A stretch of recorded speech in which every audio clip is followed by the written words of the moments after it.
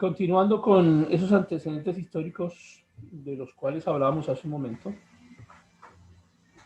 um, habla uno de la reforma gregoriana, y la reforma gregoriana no es solamente de Gregorio VII como se cree. Antes de Gregorio VII incluso existieron otros personajes que iniciaron ese proceso de reforma, un proceso de reforma del catolicismo que tenía como objetivo básicamente lograr consolidarse, establecerse como institución. Posterior a este Gregorio VII aparece otro papa que es León X, quien digamos es el, quien logra finalizar, quien logra consolidar todo este proceso de reforma. Como resultado de todo esto, aparece un documento que es el Dictado Papal, o más reconocido como la Reforma Gregoriana. En resumen, la Reforma Gregoriana establece la infalibilidad del Papa. El Papa no se equivoca, mucho menos en cuestiones de fe, es absolutamente infalible.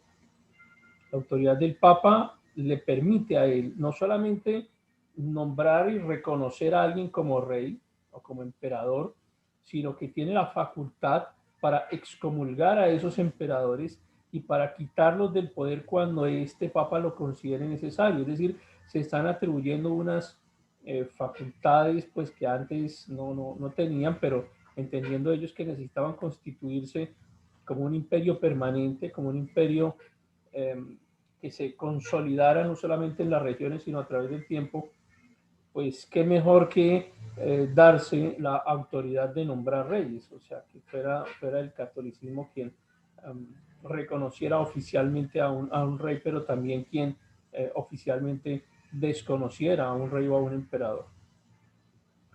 Por aquel momento existían algunos movimientos, no solamente en el cristianismo no catolicismo, en el cristianismo, y ya en el cristianismo de aquella época, en otras regiones, por supuesto no en España, pero sí en Oriente teníamos un movimiento cristiano heredero de los apóstoles de Jesús, y que durante todo este tiempo habían ido desarrollando su tarea no solamente allí en Oriente Medio, sino también en el lejano Oriente. Y habían logrado, digamos, consolidar unas pequeñas iglesias que tenían tradición fundamentalmente cristiana evangélica, es decir, fundamentada en los evangelios, y que existían como esas pequeñas congregaciones en otras partes del mundo. Y ellos nombraban sus propios líderes, nombraban sus propios pastores, sus propios dirigentes, de acuerdo a la tradición que había sido expresamente eh, creada por los apóstoles y que estaba escrita en los evangelios. Pero no solo eso, sino que además estaba el movimiento religioso bizantino, que había hecho un cisma del catolicismo sobre el año 1000, recuerden ustedes, se produce, digamos, esa división, ese cisma entre la iglesia romana como tal y toda esta iglesia bizantina. Entonces se estaban nombrando también otros líderes importantes eh, dentro de estas regiones, pues que no pertenecían, digamos, al conglomerado de Europa. Luego, esto afectaba directamente la ambición del papado de controlar religiosamente, pues, todo lo que, todo lo que pudiera. Y a través de esa reforma gregoriana lo que hace el catolicismo es atribuirse a sí mismo el derecho de nombrar a los líderes, a los sacerdotes, a los ministros, a los pastores que hablaran del cristianismo en aquella época. Pero pues como había una clara diferenciación, y existe una clara diferenciación entre el catolicismo y el cristianismo, ellos desarrollan lo que se llama la iglesia primitiva y forma, es decir, darle una estructura a la iglesia y llevarla a su iglesia, no, a su movimiento católico, y llevar ese movimiento católico hacia atrás en el tiempo, para tratar de lograr que el catolicismo se entendiera como la rama auténtica y verdadera del cristianismo. Es en este momento en que se nos produce esa confusión, en donde hoy en día incluso mucha gente considera que catolicismo es igual a cristianismo. ¿De dónde surge todo este proceso? ¿Cómo se hace esa asimilación cultural? Surge aquí, justamente de la Reforma Gregoriana, con León X, en donde el catolicismo hace una jugada maestra mediante la cual comienza a hacerle creer a la gente, a hacerle creer a la población que eran descendientes directos de Jesús, que esa iglesia fue la que Jesús fundó, y hacen esa asimilación de la historia del catolicismo con la historia del cristianismo, la funden, la confunden, la mezclan en una sola, hacen una mezcla secuencial de esos eventos que llevan desde Jesús y los apóstoles hasta este momento, hasta León X, estableciendo pues una línea histórica que hiciera que la gente creyera que pues realmente era un solo movimiento. Y es también aquí en esta reforma gregoriana donde se impone el celibato para los sacerdotes que hasta este momento venían teniendo, algunos se casaban, otros tenían relaciones fuera del matrimonio como tal. El matrimonio, pues, digamos, no estaba establecido un matrimonio dentro de ese orden católico que lo conocemos hoy en día, o reconocido más bien por los ritos católicos, sino que es a partir de este momento en donde se establece la eh, necesidad de que el sacerdote no se case mediante un rito, pero las demás personas sí se casen mediante un rito, y que ese rito únicamente es válido si se hace dentro del catolicismo. Y pues acá terminan ocurriendo dos eventos que son destacables dentro de los muchos, por supuesto. Y esta parte de la historia que nosotros venimos manejando hoy, y lo que hemos hecho pues durante todo este curso de historia de la iglesia, hay muchos detalles que seguramente se quedan porque pues tratamos de tocar los elementos más grandes, más destacables, pero ya cuando ustedes entran en el detalle pues encuentran otras cositas ahí adicionales que complementan lo que mencionamos acá. Y estos eventos que comienzan a surgir alrededor de la reforma gregoriana como respuesta, pues primero la ambición humana, por supuesto, la ambición humana de parte de los dirigentes religiosos del catolicismo, quienes establecen eh, las condiciones para que se produzca la simonía. La simonía consistía en que vendemos cargos eclesiásticos. O sea, pues, en un pueblo, tener la condición de sacerdote, representante del catolicismo, es o era en ese instante un muy buen negocio, porque pues, tenían la posibilidad de obtener ciertos ingresos, y más cuando se podían vender ciertas cositas, como por ejemplo ciertos niveles de perdón de pecados que se podían negociar por un valor. Y dependiendo el nivel eclesiástico que se tuviera, o sea, era más negocio comprar un cargo entre más elevado pues estuviera, ¿cierto? Ese cargo dentro de la estructura jerárquica del catolicismo. Por ejemplo, un obispo pues puede perdonar más pecados que un simple monje, de manera que el negocio de ser obispo pues era mucho mejor que el negocio de simple monje. Luego entonces todo este negocio de venta de cargos eclesiásticos pues se popularizó, pero no solamente eso, sino que también había la posibilidad de vender, de negociar objetos que permitieran la salvación o el perdón de pecados.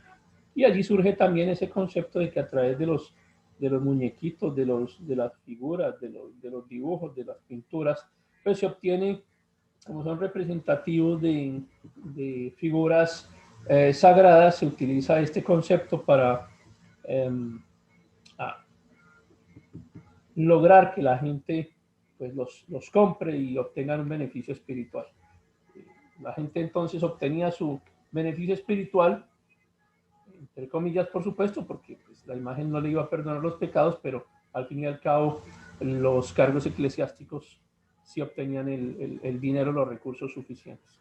Y el otro tema pues fue el nicolaísmo, que básicamente pues como no les permitían a partir de la reforma gregoriana casarse, tener una familia, pues ellos comienzan a tener relaciones extramaritales, extramatrimoniales, con lo que se definía en ese momento como concubinas. Eh, y yo creo que pues ustedes han visto seguramente por ahí o han escuchado de algún sacerdote católico que pueda llegar a tener una relación de familia, mujer, hijos en la actualidad. Pues, digamos que es un poco ir como en contra de la naturaleza humana prohibir el hecho de que se casaran y tuvieran hijos. Pero hay una explicación también para esto, porque se prohíbe por parte del catolicismo que los sacerdotes puedan casarse y no es, es decir, la justificación teológica es por el hecho de que permanecen eh, orientados básicamente hacia la iglesia, que la iglesia es su esposa y todo este tema que ustedes ya conocen. Pero lo que ocurría realmente en aquella época básicamente era que los sacerdotes que estaban casados tenían más riesgo de no seguir fielmente los mandatos del catolicismo. Es algo así como que la mujer era la conciencia de ellos y de cierta manera los recibían una orientación familiar que les hacía como abrir los ojos, despertarse de todo de todo este tema que estaban viviendo alrededor de la religión.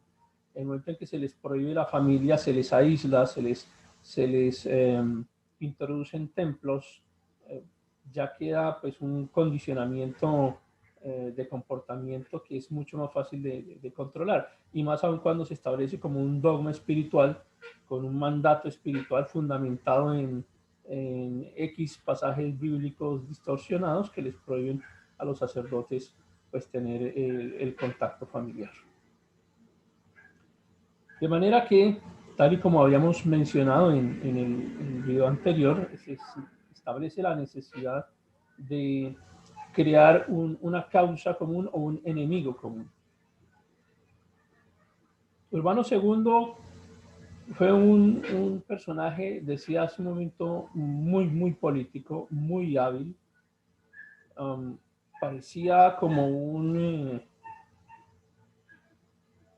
de estos grandes personajes de la farándula, muy influyente, muy inteligente, manejaba multitudes, manejaba masas y hace una cantidad de recorridos, se va por territorios, por regiones, por reinos, llamando la atención sobre esto que vamos a conversar ahora, la necesidad de combatir a un enemigo común que son los pueblos árabes, los pueblos musulmanes. Hay dos grandes grupos, hay más grupos dentro de los musulmanes, pero vamos a hablar hoy de los sunitas y de los chiitas. Los sunitas, digamos que son los de mayor concentración de personas, es el grupo más grande, el grupo mayoritario. Se cree que alrededor de un 90%, en el mapa ustedes ven en color verde, la influencia sunita, alrededor de un 90% de la población árabe se considera que es sunita. La diferencia entre sunitas y chiitas básicamente consiste en, pues son muchas, pero básicamente la fundamental consiste en quién debía ser el sucesor del profeta Mahoma. Entonces algunos decían que debía ser por origen familiar, sus parientes más cercanos, su hija, que se llamaba Fátima, su primo, que se llamaba Ali, y como que una línea familiar era quien debía continuar la sucesión de Mahoma Y esto es lo que expresan los chiitas, que son como un ala más estricta, más radical, más apegada al texto, como más conservadora. Y hay otro grupo, el mayoritario, porque los chiitas son mucho menos, por supuesto, eh, y los otros, los sunitas, que pues consideraban que no era necesario que el sucesor de Mahoma fuese estrictamente un descendiente de sangre o un familiar directo del profeta Mahoma. Digamos que ahí es una de las principales y más grandes diferencias entre sunitas y chiitas. Por supuesto, los sunitas no son tan estrictos, tan radicales como los chiitas en cuanto a sus creencias. Los sunitas, además, y se les llama así sunitas porque creen en la sunna. La sunna es un documento o un conjunto de textos que acompañan al Corán. Los chiitas no practican la sunna, sino únicamente el Corán.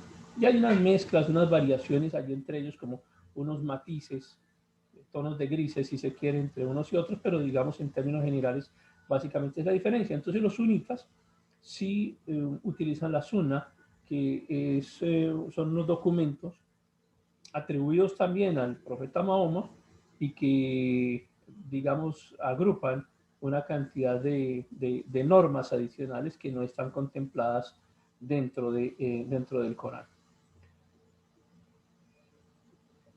Esta división entre sunitas y chiitas no es de ahora, viene también de aquella época que estamos hablando, desde estos años del Papa Urbano II y otros eventos que comienzan a ocurrir aquí.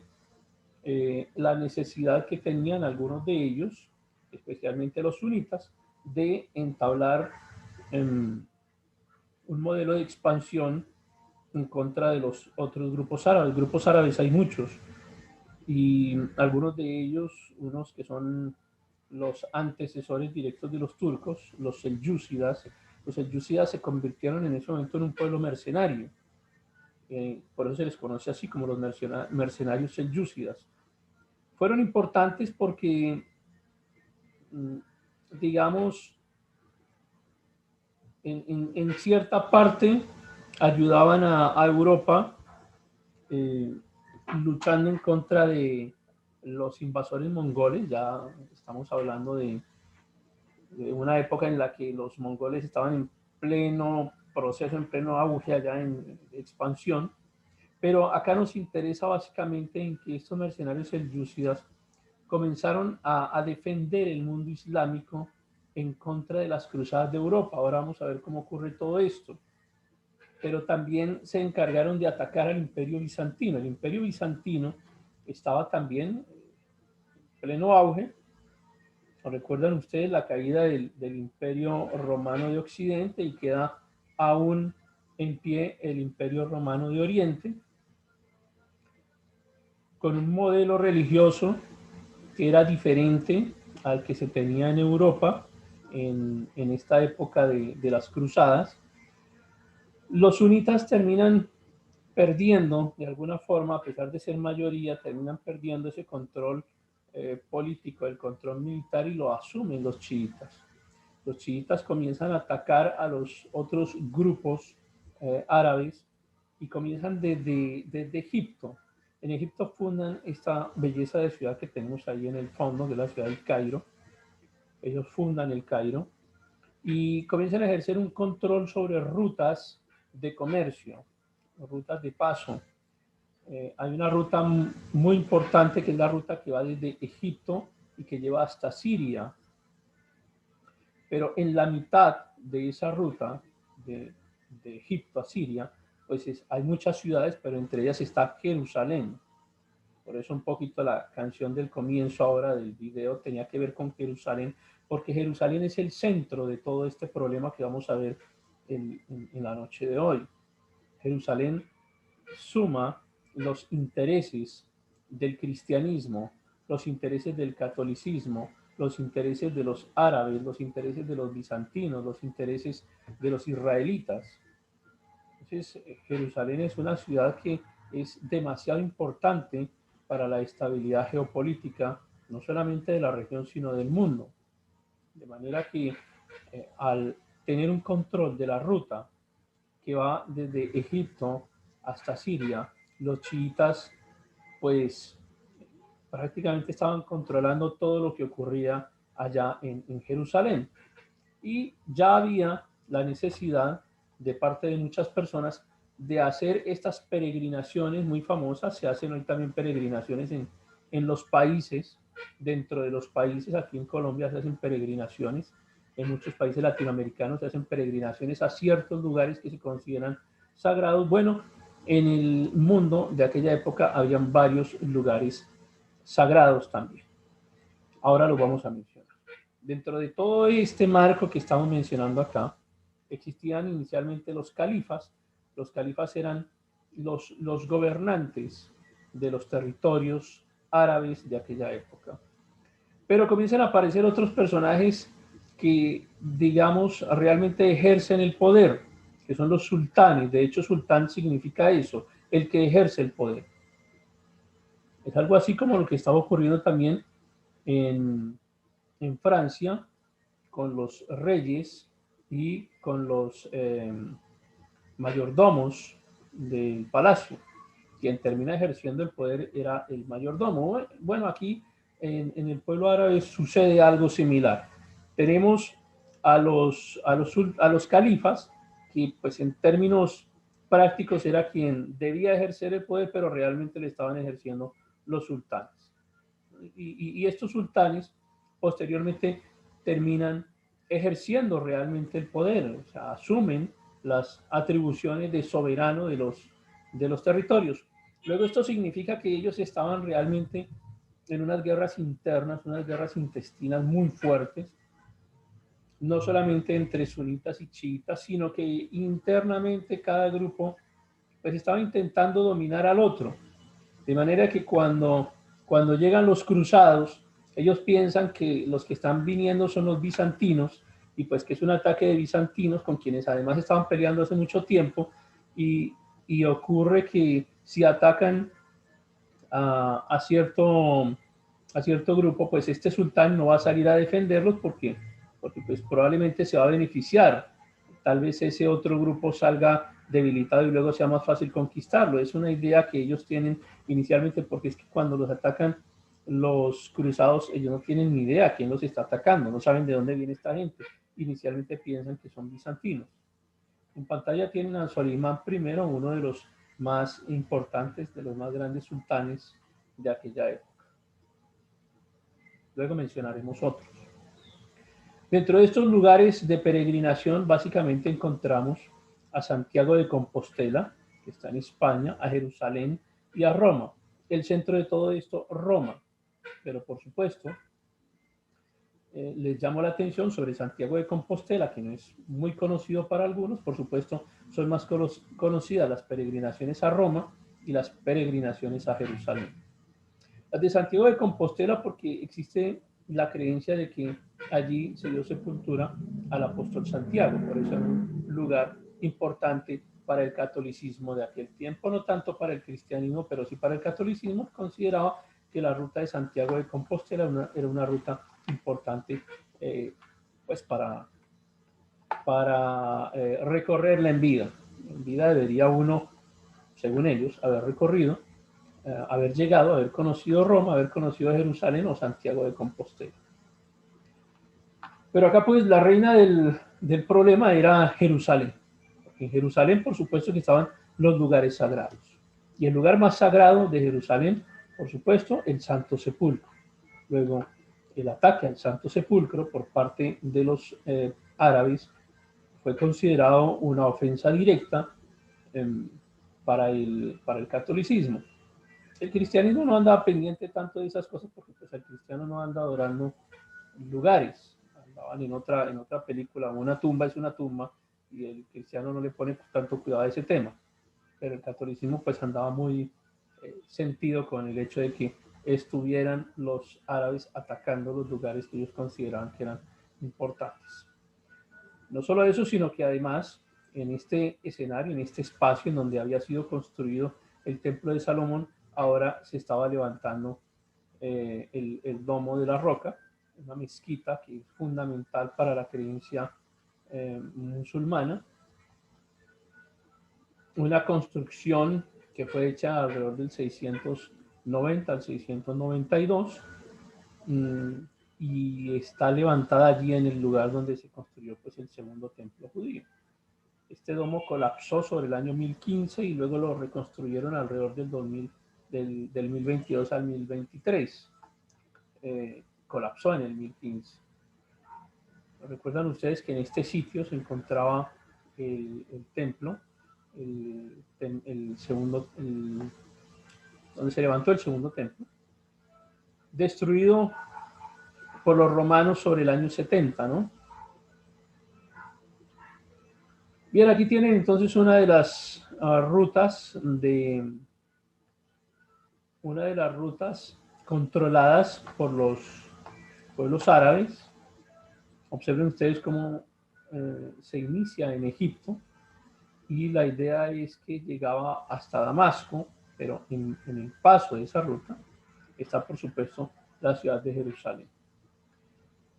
Este hecho de que Jerusalén estuviese ahí en la mitad del recorrido y que esa ruta estuviera controlada por los árabes chiitas principalmente, pues generó un conflicto, un descontento muy grande entre el catolicismo, entre otras cosas, porque los árabes comenzaron también a matar a los peregrinos, pero no tanto que los mataran, sino que no les permitían el paso. Y esta queja pues es recibida allá por Urbano II y pues como que se le aparece el milagro que necesitaba, que era que encontrar un enemigo común que le permitiera organizar toda esta también lucha interna por el poder que estaba teniendo el catolicismo. Urbano II dura, imagínense que esto estaba tan complicado que él dura alrededor de 6 años solamente en controlar el palacio donde gobernaba. O sea, realmente tenía mucha oposición, mucha dificultad. Y termina sentando lo que se llama la doctrina de la Guerra Santa, que muchos dicen, muchos enseñan que es que el cristianismo cambió de doctrina. Es que el cristianismo no pudo cambiar de doctrina porque es que el catolicismo no es cristianismo. Y el cristianismo tiene su propia doctrina, la doctrina que nos enseña Jesús sobre cómo actuar frente a quienes nos persiguen. Es una doctrina que para muchos es muy difícil de seguir. O sea, no solo poner la otra mejilla, sino cargar la carga, la milla extra. Y esto no es que el cristianismo haya tenido un cambio de doctrina, como enseñan algunos historiadores, y que la doctrina enseñada por Jesús cambia en este instante y se asume una nueva doctrina que es la doctrina de la Guerra Santa. No, no es eso, es que es al contrario, es que el catolicismo sienta cuál es su doctrina, establece cuál es su doctrina, que es la doctrina de la Guerra Santa. Pero ¿cómo hace una guerra un Estado que no tiene soldados? Porque es que acá los soldados, los ejércitos eran controlados por los reyes y los emperadores. Si bien es cierto que ya el catolicismo tenía los estados pontificios, recuerdan ustedes cómo obtuvieron esos territorios, pues tenían ahora un territorio, pero no tenían, y tenían una organización política, pero no tenían una organización militar. Y acá es cuando este personaje, Urbano II, comienza a visitar los diferentes territorios de la Europa. No solamente Francia, Urbano II era francés, no visita solamente Francia, visita también otras regiones, convoca a los ingleses, por supuesto, convoca a lo que más adelante sería el pueblo alemán, a lo que más adelante sería el pueblo de Italia, los convoca para lo que llamó la Guerra Santa, una guerra para defender los territorios que según él estaban siendo asolados, atacados por los musulmanes. Y pues sí hay que entender que los musulmanes estaban ejerciendo ya un control territorial sobre Jerusalén y sobre muchas de estas regiones que quedaban en el camino de Egipto a Damasco. Pero la habilidad militar, la habilidad política, la habilidad religiosa de Urbano II, pues, realmente en este caso pesó muchísimo para que se convocara a la población en contra de los pueblos árabes. Y es que la convocatoria no fue solamente para los caballeros de aquella época, porque es que los caballeros terminan convirtiéndose en el ejército del catolicismo. Y muchos de estos caballeros cruzados se convierten en un ejército oficial que no le respondía a ningún rey, sino que le respondía al Papa. Un historiador, Carlos Núñez del Pino, lo narra de la siguiente forma. En un contexto de legitimización de la corona papal, Urbano II utilizó la idea de cruzada para erigirse como principal defensor de la fe. No solo podía vender la idea de la ayuda hacia los cristianos orientales en peligro, sino que dirigía la belicosidad de los príncipes europeos hacia tierras lejanas. Esa belicosidad, ya no está hablando Carlos Núñez, sino que retomo la palabra, esa belicosidad estaba dirigida de cierta manera también hacia el papado, a quien no estaban reconociendo como un soberano, y mucho menos los reyes pues no querían tener a nadie por encima, y el papado se estaba erigiendo por encima de los reyes. Y había mucho conflicto interno también. A la caída del Imperio Romano hizo que mucha gente quisiera tener más territorios y atacarse unos a otros. Entonces, todos estos reyes europeos, ya algunos duques, algunos reyes, algunos con aspiraciones a emperador, se atacaran unos a otros. Entonces, digamos que hábilmente logra mover esta población, no solamente los grandes líderes y los reyes, sino también al ciudadano raso. El objetivo, el Deus Vult, es decir, Dios primero, Dios lo más importante.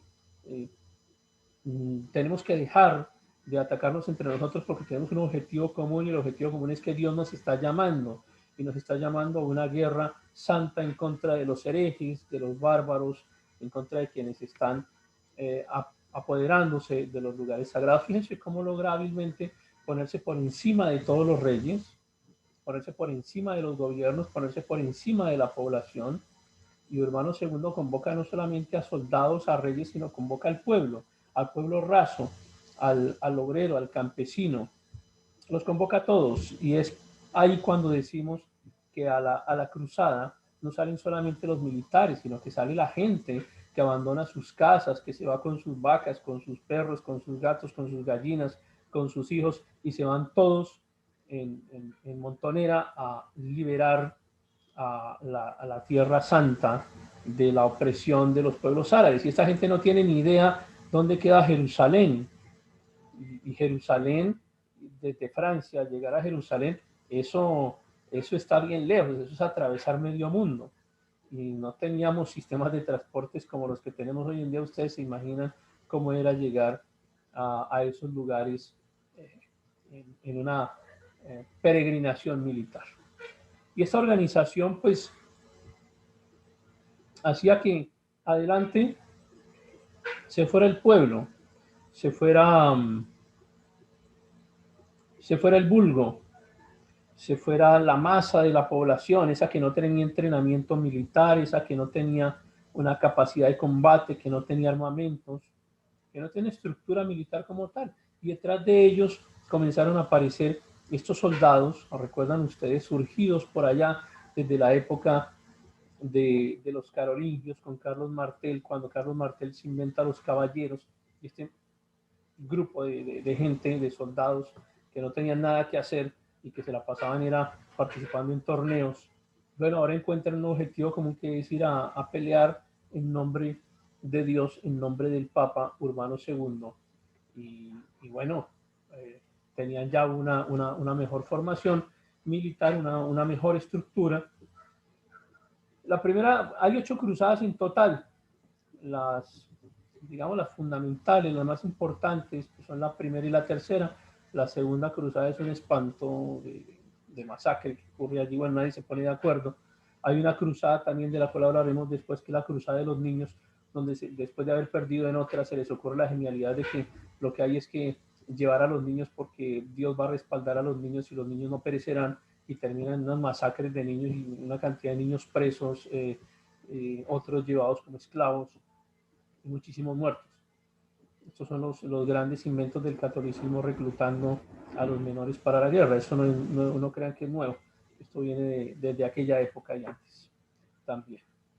En total, pues aquí tenemos una convocatoria hecha con la intención de recuperar, entre comillas, de recuperar las tierras que denominaban como tierras santas. Hoy en día todavía le seguimos diciendo tierras santas a todos estos, a estas ciudades, a estos territorios. Y hay un personaje que aparece aquí en la historia, que es Pedro, a quien llamaremos Pedro el Ermitaño, y hay un evento en la historia que se llama la masacre de Pedro el Ermitaño. Pedro el Ermitaño es uno de los primeros que le copia la idea al Papa.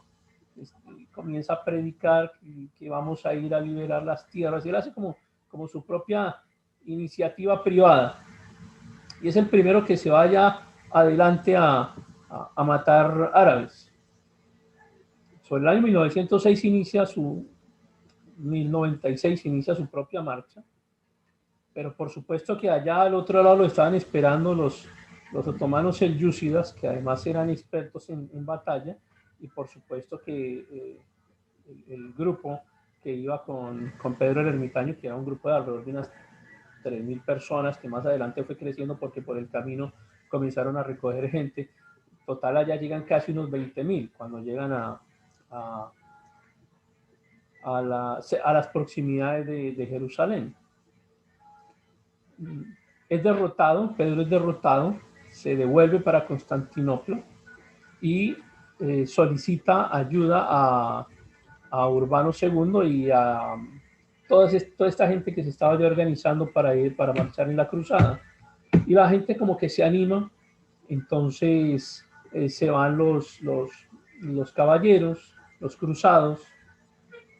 De Urbano II es este tema de inventarse la cruz, cruzado o la cruz, y él es el que se inventa, es un tipo genial en este sentido, porque no solamente crea un lema, Dios primero, sino que además les crea un logo símbolo, que es la cruz bordada en el pecho. Te bordabas la cruz en el pecho o en el hombro, eras un cruzado, y estabas de parte de Dios, ibas en nombre de Urbano II. Recuerden que si llevaban la cruz en la espalda es porque había sido un peregrino, entonces ese no era un cruzado, solamente había sido un peregrino que había ido a Tierra Santa o había participado en algunas de estas visitas históricas. Bueno, el asunto es que Pedro el Ermitaño regresa a Constantinopla, allá espera a los cruzados, y los cruzados definitivamente llegan. Es cuando llega toda esta gente que les digo que salió para ir a liberar las tierras de los musulmanes, y llega toda la población, toda la gente allá, y detrás vienen los ejércitos. Y efectivamente se toman Jerusalén en el año 1099. En ese momento, este Pedro es nombrado como capellán del ejército, pues digamos que en reconocimiento a la iniciativa que había tenido de salir primero, antes que todos los demás.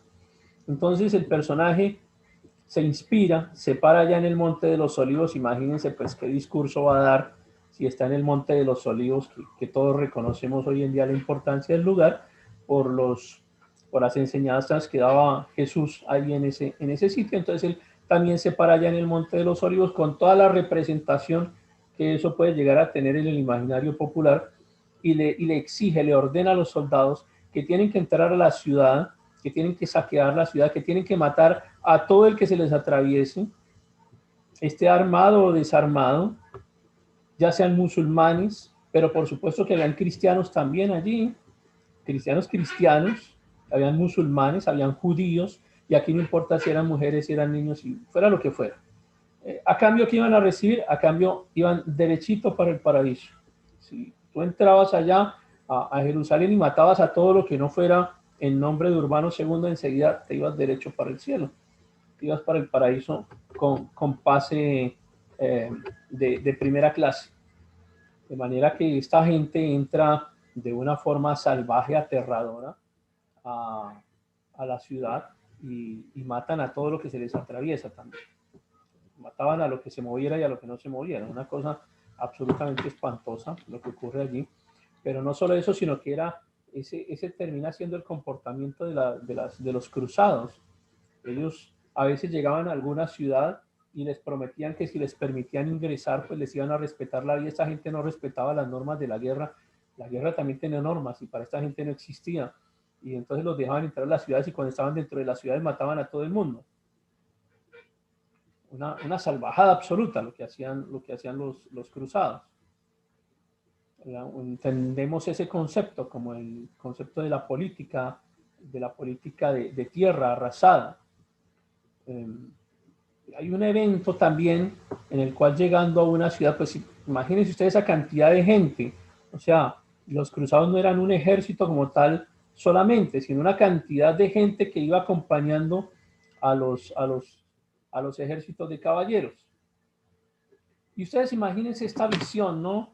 Los árabes acostumbrados a luchar con flechas, con espadas, por supuesto, pero ver ustedes una imagen como la de este personaje que está ahí en pantalla, recubierto con unas placas metálicas que los árabes nunca habían visto antes. Ellos estaban acostumbrados a pelear con otra clase de gente, los bizantinos no se vestían así. Unos caballos también recubiertos con metal, las flechas no les atravesaban, no les hacían nada. Y esta gente absolutamente salvaje. Hay una ciudad a la que llegan los cruzados, se hace muy famoso esto en la historia, a la que llegan los cruzados y no, pues como era tanta gente, no tenían alimento para todos. Y lo que hacen es que se comen a los muertos. O sea, los cruzados, la gente que iba con la cruzada gana esta batalla, esta batalla y pues no tenían alimentos y terminan comiéndose a los muertos. Este acto de canibalismo, más la forma en la que se vestían, la forma en la que atacaban, la actitud absolutamente salvaje con la que se mostraban, pues causa un terror entre el pueblo musulmán, una cuestión absolutamente espantosa que lo describen así, como una visión de terror. Una gente que no entendía, no respetaba, no comprendía, o no, sí, no respetaba las leyes de la guerra. Y esto que ocurrió, esa masacre, ese acto de canibalismo, la forma tan atroz como atacaron, como mataron a las mujeres embarazadas, a los niños, como todo esto ocurrió en un momento en donde el Islam estaba dividido, por todo lo que les mencioné hace unos minutos, no solo entre sunitas y chiitas, sino que internamente entre ellos, entre los demás grupos estaban divididos.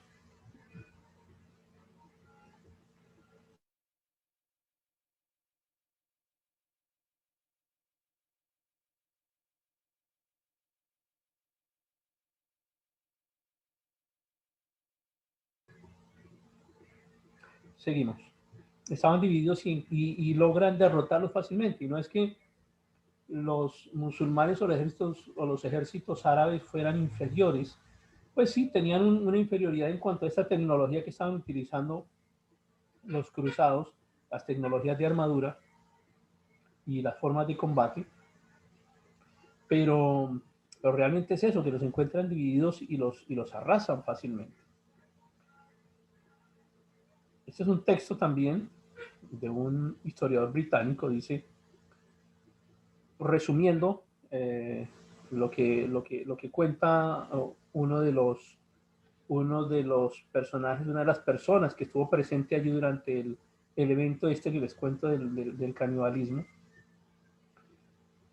Dice el testigo presencial, nuestros hombres sufrían una hambruna desmedida. Me estremezco al pensar que muchos de ellos, atormentados terriblemente por la enajenación del hambre, empezaron a cortar pedazos de carne de las nalgas de los sarracenos que yacían muertos por los alrededores. Después ponían al fuego los trozos y se los comían. Devoraban la carne como salvajes, pues se hallaba todavía a medio asar. Un testigo presencial latino, recoge Albrecht, que es quien está, el historiador que está contando esto, señaló que aquel espectáculo no solo resultaba repugnante a los ojos de muchos cruzados, sino también de los extranjeros. ¿Qué consecuencias tuvieron aquellos escalofriantes actos de barbarie? Permitieron a los latinos disfrutar de un breve respiro, escribe el historiador británico. Sin embargo, la reputación de bestialidad que se habían ganado los cruzados entre los musulmanes de Siria quedó consolidada. Y es una imagen que persiste hasta el día de hoy. Yo percibo que todavía estas acciones de las cruzadas no han sido debidamente vengadas por parte del pueblo, de los pueblos árabes.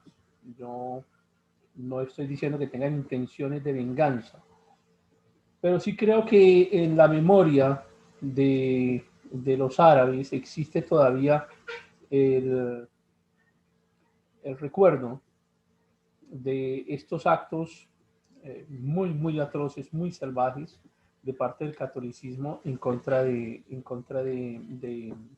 de sus, de sus ciudades, de sus pueblos. Y es lo que uno evidencia hoy en día, el odio que se siente por parte de ciertos, yo no digo que de todos los árabes, por supuesto que no, pero hay unos grupos más radicales que sienten el dolor de lo que les causaron en aquella época, y además las cruzadas no fue una sola, estamos hablando hasta ahora de la primera, recuerde que fueron 8, algunas fracasadas incluso antes de llegar hasta el destino que tenían trazado, pero son unos actos realmente estremecedores, aterradores, que quedan allí en la memoria del pueblo árabe.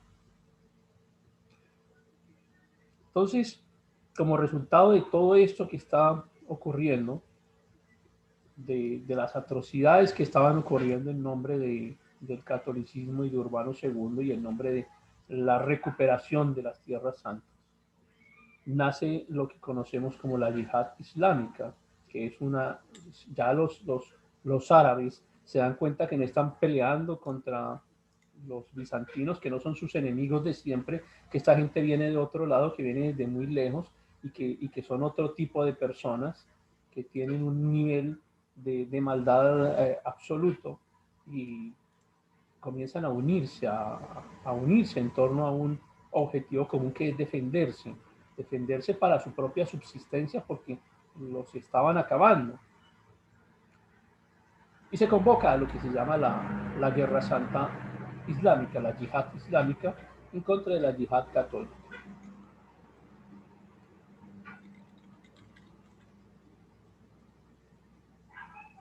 No solo el tema político, sino que también es el tema pues absolutamente religioso, por supuesto, porque todos los lugares que eran sagrados para el Islam pues también son atacados y destruidos. De esta manera logra el catolicismo tomarse Jerusalén, si se quiere recuperar Jerusalén, y se inventan ciertos grupos ya de soldados, de militares, a los que vamos a llamar órdenes. Y hay varias órdenes, hay muchísimas. De pronto la que más conocemos es la orden del Temple, o la orden de los caballeros del Temple. El nombre completo es la orden de los pobres caballeros de Cristo del Templo de Salomón. Son los mismos caballeros del templo, caballeros del Temple. El logo de ellos está puesto al lado derecho de su pantalla sobre el recuadro rojo. Adquieren un poder fundamental, y es que están creados para cuidar a la ciudad sagrada, para cuidar lo que ellos llaman el templo, por eso son los caballeros del Temple, para cuidar los lugares sagrados para el catolicismo, pero realmente sufre un proceso de transformaciones, y es que ahora se vuelven monjes. Entonces es el Vaticano con un ejército, con un gran ejército, ese ejército que le pertenecía a los reyes. Muchos de ellos ahora, de estos caballeros, ya no obedecen directamente a los reyes, sino que obedecen directamente al Vaticano. Entonces aparecen los caballeros del templo. Pero no solamente estos, insisto, órdenes, hay una gran cantidad de órdenes. Hoy en día incluso algunas todavía persisten, pero son monjes. y son religiosos, y son monjes guerreros que están respondiéndole directamente al Vaticano. Entonces, uno de los grupos que vamos a mencionar hoy por la tradición que nos interesa reconocer en este instante es la Orden de los Caballeros del Templo. Esto hay que crearle una mitología allí alrededor para poder, no es solamente el hecho de llamarse así, sino crear esta mística, la mística que les permita permanecer en el tiempo. Entonces ellos se convierten en los protectores de los lugares sagrados. Y fíjense cómo esta cruzada, que está conformada básicamente por un gran número de franceses, pero también de ingleses, que entre todos ellos, por las raíces poblacionales que hemos venido viendo desde hace tanto tiempo, comparten cierta mitología, la mitología del rey Arturo, ¿cierto? La mitología de la espada de Excalibur, y todo esto termina fusionándose con esta nueva mitología católica. O sea, es impresionante cómo logra, allá desde los celtas, desde todo el pensamiento de los druidas, desde el imaginario del rey Arturo, un personaje casi místico, imaginario, que no sabemos hasta qué punto llega a ser, tener una base real. Y ahora se traslada acá hasta algo muy real, que son estos ejércitos.